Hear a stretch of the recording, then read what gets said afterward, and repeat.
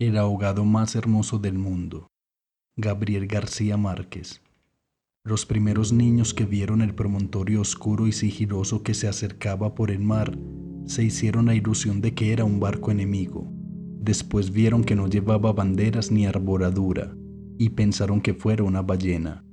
Pero cuando quedó varado en la playa le quitaron los matorrales de sargazos, los filamentos de medusas y los restos de cardúmenes y naufragios que llevaba encima, y solo entonces descubrieron que era un ahogado. Habían jugado con él toda la tarde, enterrándolo y desenterrándolo en la arena, cuando alguien los vio por casualidad y dio la voz de alarma en el pueblo. Los hombres que lo cargaron hasta la casa más próxima notaron que pesaba más que todos los muertos conocidos, casi tanto como un caballo, y se dijeron que tal vez había estado demasiado tiempo a la deriva y el agua se le había metido dentro de los huesos. Cuando lo tendieron en el suelo vieron que había sido mucho más grande que todos los hombres, pues apenas sí cabía en la casa, pero pensaron que tal vez la facultad de seguir creciendo después de la muerte estaba en la naturaleza de ciertos ahogados. Tenía el olor del mar, y solo la forma permitía suponer que era el cadáver de un ser humano, porque su piel estaba revestida de una coraza de rémora y de lodo. No tuvieron que limpiarle la cara para saber que era un muerto ajeno. El pueblo tenía apenas unas 20 casas de tablas, con patios de piedras sin flores, desperdigadas en el extremo de un cabo desértico. La tierra era tan escasa que las madres andaban siempre con el temor de que el viento se llevara a los niños, y a los pocos muertos que les iban causando los años tenían que tirarlos en los acantilados. Pero el mar era manso y pródigo, y todos los hombres cabían en 7 botes. Así que cuando encontraron el ahogado les bastó con mirarse los unos a los otros para darse cuenta de que estaban completos. Aquella noche no salieron a trabajar en el mar. Mientras los hombres averiguaban si no faltaba alguien en los pueblos vecinos, las mujeres se quedaron cuidando el ahogado. Le quitaron el lodo con tapones de esparto, le desenredaron del cabello los abrojos submarinos y le rasparon la rémora con fierros de desescamar pescados. A medida que lo hacían, notaron que su vegetación era de océanos remotos y de aguas profundas, y que sus ropas estaban en piltrafas, como si hubiera navegado por entre laberintos de corales. Notaron también que sobrellevaba la muerte con altivez, pues no tenía el semblante solitario de otros ahogados de mar, ni tampoco la catadura sórdida y menesterosa de los ahogados fluviales. Pero solamente cuando acabaron de limpiarlo tuvieron conciencia de la clase de hombre que era, y entonces se quedaron sin aliento. No solo era el más alto, el más fuerte, el más viril y el mejor armado que habían visto jamás, sino que todavía cuando lo estaban viendo no les cabía en la imaginación. No encontraron en el pueblo una cama bastante grande para tenderlo ni una mesa bastante sólida para velarlo. No le vinieron los pantalones de fiesta de los hombres más altos, ni las camisas dominicales de los más corpulentos, ni los zapatos del mejor plantado. Fascinadas por su desproporción y su hermosura, las mujeres decidieron entonces hacerle unos pantalones con un buen pedazo de vera cangreja y una camisa de bramante de novia, para que pudiera continuar su muerte con dignidad. Mientras cosían sentadas en círculo, contemplando el cadáver entre puntada y puntada, les parecía que el viento no había sido nunca tan tenaz ni el Caribe había estado nunca tan ansioso como aquella noche, y suponían que esos cambios tenían algo que ver con el muerto. Pensaban que si aquel hombre magnífico hubiera vivido en el pueblo, su casa habría tenido las puertas más anchas, el techo más alto y el piso más firme, y el bastidor de su cama habría sido de cuadernas maestras con pernos de hierro, y su mujer habría sido la más feliz. Pensaban que habría tenido tanta autoridad que hubiera sacado los peces del mar con solo llamarlos por sus nombres, y habría puesto tanto empeño en el trabajo que hubiera hecho brotar manantiales de entre las piedras más áridas y hubiera podido sembrar flores en los acantilados. Lo compararon en secreto con sus propios hombres, pensando que no serían capaces de hacer en toda una vida lo que aquel era capaz de hacer en una noche, y terminaron por repudiarlos en el fondo de sus corazones como los seres más escuálidos y mezquinos de la tierra. Andaban extraviadas por esos dédalos de fantasía, cuando la más vieja de las mujeres, que por ser la más vieja había contemplado al ahogado con menos pasión que compasión, suspiró.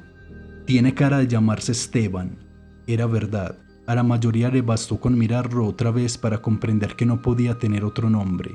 Las más porfiadas, que eran las más jóvenes, se mantuvieron con la ilusión de que al ponerle la ropa, tendido entre flores y con unos zapatos de charol, pudiera llamarse Lautaro. Pero fue una ilusión vana. El lienzo resultó escaso, los pantalones mal cortados y peor cosidos le quedaron estrechos, y las fuerzas ocultas de su corazón hacían saltar los botones de la camisa. Después de la medianoche se adelgazaron los silbidos del viento y el mar cayó en el sopor del miércoles. El silencio acabó con las últimas dudas. Era Esteban. Las mujeres que lo habían vestido, las que lo habían peinado, las que le habían cortado las uñas y raspado la barba no pudieron reprimir un estremecimiento de compasión cuando tuvieron que resignarse a dejarlo tirado por los suelos. Fue entonces cuando comprendieron cuánto debió haber sido de infeliz con aquel cuerpo descomunal, si hasta después de muerto le estorbaba. Lo vieron condenado en vida a pasar de medio lado por las puertas, a descalabrarse con los travesaños, a permanecer de pie en las visitas sin saber qué hacer con sus tiernas y rosadas manos de buey de mar, mientras la dueña de la casa buscaba la silla más resistente y le suplicaba muerta de miedo: «Siéntese aquí, Esteban, hágame favor». Y él, recostado contra las paredes, sonriendo: «No se preocupe, señora, así estoy bien», con los talones en carne viva y las espaldas escaldadas de tanto repetir lo mismo en todas las visitas. «No se preocupe, señora, así estoy bien», solo para no pasar la vergüenza de desbaratar la silla, y acaso sin haber sabido nunca que quienes le decían «No te vayas, Esteban, espérate siquiera que hierva el café», eran los mismos que después susurraban «Ya se fue el bobo grande, qué bueno, ya se fue el tonto hermoso». Esto pensaban las mujeres frente al cadáver un poco antes del amanecer. Más tarde, cuando le taparon la cara con un pañuelo para que no le molestara la luz, lo vieron tan muerto para siempre, tan indefenso, tan parecido a sus hombres, que se les abrieron las primeras grietas de lágrimas en el corazón. Fue una de las más jóvenes la que empezó a sollozar. Las otras, alentándose entre sí, pasaron de los suspiros a los lamentos, y mientras más sollozaban, más deseos sentían de llorar, porque el ahogado se les iba volviendo cada vez más Esteban, hasta que lo lloraron tanto que fue el hombre más desvalido de la tierra, el más manso y el más servicial, el pobre Esteban. Así que cuando los hombres volvieron con la noticia de que el ahogado no era tampoco de los pueblos vecinos, ellas sintieron un vacío de júbilo entre las lágrimas. «Bendito sea Dios», suspiraron, «es nuestro».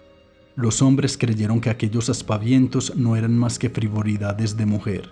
Cansados de las tortuosas averiguaciones de la noche, lo único que querían era quitarse de una vez el estorbo del intruso antes de que prendiera el sol bravo de aquel día árido y sin viento. Improvisaron unas angarillas con restos de trinquetes y botavaras, y las amarraron con carringas de altura, para que resistieran el peso del cuerpo hasta los acantilados. Quisieron encadenar a los tobillos un ancla de buque mercante para que fondeara sin tropiezos en los mares más profundos donde los peces son ciegos y los buzos se mueren de nostalgia, de manera que las malas corrientes no fueran a devolverlo a la orilla, como había sucedido con otros cuerpos. Pero mientras más se apresuraban, más cosas se les ocurrían a las mujeres para perder el tiempo. Andaban como gallinas asustadas picoteando amuletos de mar en los arcones, unas estorbando por aquí porque querían ponerle al ahogado los escapularios del buen viento, otras estorbando allá para abrocharle una pulsera de orientación. Y al cabo de tanto «quítate de ahí, mujer, ponte donde no estorbes, mira que casi me haces caer sobre el difunto». A los hombres se les subieron al hígado las suspicacias y empezaron a rezongar que con qué objeto tanta ferretería de altar mayor para un forastero, si por muchos estoperoles y calderetas que llevara encima se lo iban a masticar los tiburones. Pero ellas seguían tripotando sus reliquias de pacotilla, llevando y trayendo, tropezando, mientras se les iba en suspiros lo que no se les iba en lágrimas, Así que los hombres terminaron por despotricar que de cuando acá semejante alboroto por un muerto al garete, un ahogado de nadie, un fiambre de mierda. Una de las mujeres, mortificada por tanta indolencia, le quitó entonces al cadáver el pañuelo de la cara, y también los hombres se quedaron sin aliento. Era Esteban. No hubo que repetirlo para que lo reconocieran. Si les hubieran dicho Sir Walter Raleigh, quizás hasta ellos se habrían impresionado con su acento de gringo, con su guacamaya en el hombro, con su arcabuz de matar caníbales. Pero Esteban solamente podía ser uno en el mundo, y allí estaba tirado como un sábalo, sin botines, con unos pantalones de 7 mesino y esas uñas rocallosas que solo podían cortarse a cuchillo. Bastó con que le quitaran el pañuelo de la cara para darse cuenta de que estaba avergonzado, de que no tenía la culpa de ser tan grande, ni tan pesado, ni tan hermoso. Y si hubiera sabido que aquello iba a suceder, habría buscado un lugar más discreto para ahogarse. En serio, me hubiera amarrado yo mismo una áncora de galeón en el cuello y hubiera trastabillado como quien no quiere la cosa por los acantilados, para no andar ahora estorbando con este muerto de miércoles, como ustedes dicen, para no molestar a nadie con esta porquería de fiambre que no tiene nada que ver conmigo. Había tanta verdad en su modo de estar que hasta los hombres más suspicaces, los que sentían amargas las minuciosas noches del mar temiendo que sus mujeres se cansaran de soñar con ellos para soñar con los ahogados, hasta esos y otros más duros se estremecieron en los tuétanos con la sinceridad de Esteban. Fue así como le hicieron los funerales más espléndidos que podían concebirse para un ahogado expósito. Algunas mujeres que habían ido a buscar flores en los pueblos vecinos regresaron con otras que no creían lo que les contaban, y éstas se fueron por más flores cuando vieron al muerto, y llevaron más y más, hasta que hubo tantas flores y tanta gente que apenas si se podía caminar. A última hora les dolió devolverlo huérfano a las aguas, y le dieron un padre y una madre entre los mejores, y otros se le hicieron hermanos, tíos y primos. Así que a través de él todos los habitantes del pueblo terminaron por ser parientes entre sí. Algunos marineros que oyeron el llanto a distancia perdieron la certeza del rumbo, y se supo de uno que se hizo amarrar al palo mayor, recordando antiguas fábulas de sirenas. Mientras se disputaban el privilegio de llevarlo en hombros por la pendiente escarpada de los acantilados, hombres y mujeres tuvieron conciencia por primera vez de la desolación de sus calles, la aridez de sus patios, la estrechez de sus sueños. Frente al esplendor y la hermosura de su ahogado, lo soltaron sin ancla, para que volviera si quería y cuando lo quisiera, y todos retuvieron el aliento durante la fracción de siglos que demoró la caída del cuerpo hasta el abismo.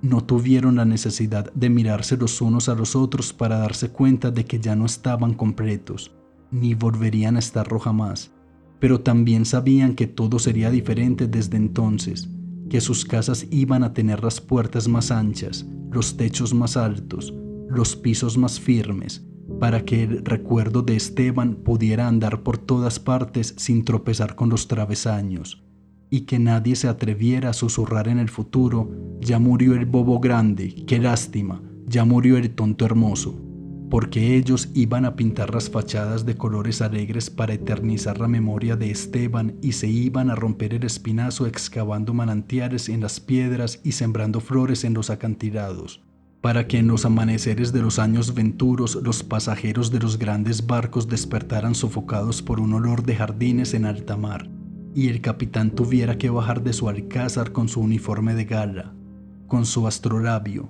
su estrella polar y su ristra de medallas de guerra, y señalando el promontorio de rosas en el horizonte del Caribe dijera en 14 idiomas: miren allá, donde el viento es ahora tan manso que se queda a dormir bajo las camas, allá, donde el sol brilla tanto que no saben hacia dónde mirar los girasoles. Sí, allá es el pueblo de Esteban.